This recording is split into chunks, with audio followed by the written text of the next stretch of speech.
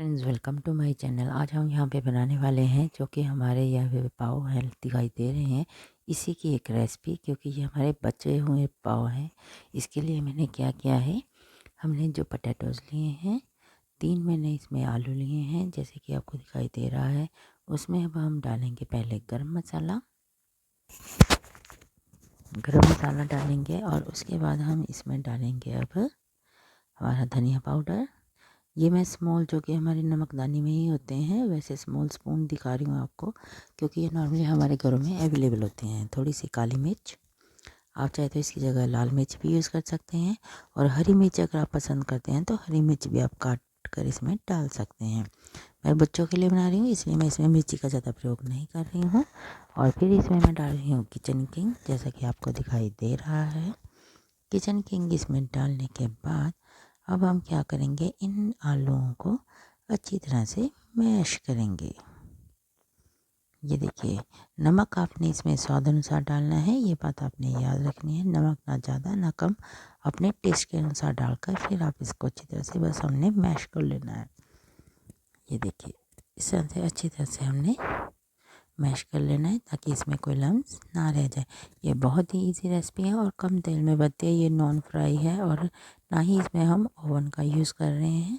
ये बहुत ही easy recipe है। जैसे हमारे मोस्टली जब हम पाव भाजी बनाते हैं तो पाव हमारे बच जाते हैं। पाव से रिलेटेड मैंने 2 वीडियो ऑलरेडी अपने चैनल पर डाली हुई हैं, कि वो भी आप मेरे चैनल पर ज़रूर जाकर देखें, और उसका लिंक मैं डिस्क्रिप्शन में आपको दे दूँगी।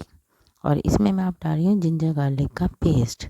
जिंजर गार्लिक का पेस्ट मैंने 1 स्पून के डाला है। फिर मैंने जो पाव है उसमें इस ऐसे कट लगा लिया है, लंबे का लंबा, ऐसे ही जैसा कि आपको दिखाई दे रहा है। इसमें कट लगाने के बाद अब हम जो हमारा बैटर है वो इसमें फिल करेंगे। चाहे आप फिल करने से पहले इसमें बटर या फिर कोई भी मेयोनीज़ वगैरह का भी प्रयोग कर सकते हैं, लेकिन मैं इसमें नहीं कर रही हूँ क्योंकि बच्चों को मेयोनीज़ नहीं पसंद, इसलिए मैं इसका प्रयोग ऐसे ही कर रही हूँ। आप भी चाहे तो ऐसे करके देखें, बहुत ही अच्छा बनता है। इसमें हम अपना बैटर अच्छी तरह से पोटैटोज़ का फिल कर देंगे।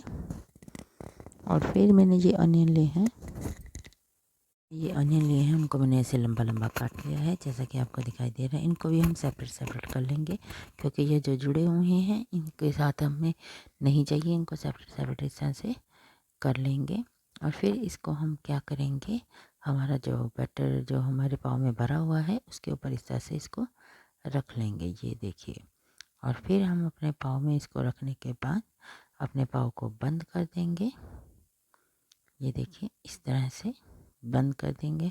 और फिर मैंने दूसरी तरफ है जो मैंने तवा गर्म करने के लिए रखा हुआ है। ये देखिए, हमारा तवा है जो वो गर्म हो चुका है। उसके ऊपर अब हम इसको 1 चम्मच घी लगाने के बाद रख देंगे। और इस तरह से हमने रखना जो शुरू किया है, तो ये 1 मिनट के लिए हम इसको ऐसे ही रहने देंगे ताकि ये अच्छी तरह से सिक जाए। इसको हमने 1 मिनट के लिए बनने के लिए छोड़ देना है। और ये देखिए, अब ये बन रहा है हमारा, इधर से सिक जाएगा तो फिर हम इसको टर्न करेंगे। एक बात आपने याद रखनी है, ये बिना ओवन के और न बिल्कुल लेस ऑयल है, क्योंकि इसमें फ्राई नहीं हम करें ना, तो ये बहुत ही ज़्यादा टेस्टी और मतलब बिल्कुल भी इसका नुकसान नहीं होता। जैसे हम कहते हैं जंक फूड ज़्यादा ऑयली होते हैं, ये इसका जब कलर ज़्यादा घी लगाने के कारण बिल्कुल कलर बदल जाएगा और बहुत ही ज़्यादा ये टेस्टी बन जाएगा। तो इस तरह से हमने करने के बाद अब इसको हम बस थोड़ी देर में अब जैसे दबाते हुए टर्न करेंगे। चेक करेंगे ना कि उधर से बना है या नहीं। अब ये देखिए, अब चेक करते हैं कि ये बना है कि नहीं। थोड़ा सा और घी लगाएंगे क्योंकि ये अभी तक नहीं बना था। तो इसको ये देखिए, इस तरह से हिलाते हुए अच्छी तरह से, ताकि घी सब के ऊपर लग जाए। इसको अब हम रोस्ट कर रहे हैं यहाँ से। ये देखिए, फिर चेक करेंगे, नहीं बना, देखा आपने। तो अब इसको पहले अब नीचे वाला हम अच्छी तरह से सेकेंगे, फिर इसको फिर टर्न कर लेंगे ताकि ये इधर से अच्छी तरह से रोस्ट हो जाए और इसका कलर बहुत ही ज़्यादा अच्छा आ जाए। आप इसको आगे जाकर देखेंगे कि इस तरह से करने के बाद इसका कलर कितना ज़्यादा बढ़िया आता है। ये देखिए, अब ये हो रहा है, बस अभी नीचे से ये बनने वाला है। इसको हिलाकर अब इसकी हम शेप चेंज कर देंगे। ये देखिए, इस तरह से करने के बाद इसको हल्का सा दबा देंगे ताकि ये अच्छी तरह से सिकना शुरू हो जाए। इस तरह से हिलाने से ये देखिए कितना अच्छा इसका कलर आ जाता है ना, और इसका टेस्ट बहुत ही ज़्यादा अच्छा आता है क्योंकि क्रिस्पी बन जाता है ये पूरा। देखिए इसको पलट कर सेकने के बाद इसका कलर ये देखिए कितना ही अच्छा आ चुका है। ये देखिए बहुत ही अच्छा कलर आ चुका है।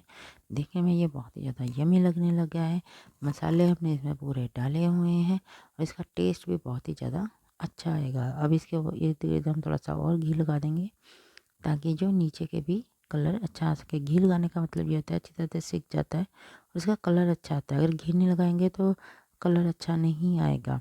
तो इसीलिए इसको ये देखिए बस थोड़ा थोड़ा घी लगाते जाना है, आधे स्पून से भी कम। ये देखिए अब नीचे से भी हमारा अच्छी तरह से सिक चुका है। अब जैसे ही हम पलटते हैं ना शेप, जैसे दूसरी तरफ से इसको सेकना है, तो तभी हमने बस थोड़ा थोड़ा बस घी ऐसे डालते जाना है, जिससे ये हमारा जो है रेसिपी न्यू है हमारी बनकर तैयार हो जाए। ये देखिए मैंने और भी रख दिया बनने के लिए, और ये हमारा ये देखिए अब मैंने उल्टा कर दिया है। जैसे मैंने अब चारों तरफ से आपको घुमा कर दिखा दिया ना कैसे कैसे हमने घुमा कर इसको इस तरह से करना है। ये देखिए अब हो गया ना। अब इसको हमने क्या करना है, अब इसको नाइफ़ की सहायता से हम सेपरेट सेपरेट कर देंगे क्योंकि दो जो है पाव हमारे जुड़े हुए हैं, इकट्ठे खाने में मुश्किल होती है, तो इसलिए हम इसको अपना अलग अलग कर देंगे। और अलग अलग करने के बाद इसमें हम किसके साथ सर्व करेंगे, चाहे आपके पास ग्रीन सॉस है या मेरे पास टमाटो केचप है, मैं उसके साथ इसको सर्व करूँगी। और इसको चलिए ट्राई करके देखते हैं ये कैसी बनी है हमारी रेसिपी। देखने में बहुत ज़्यादा यम्मी है।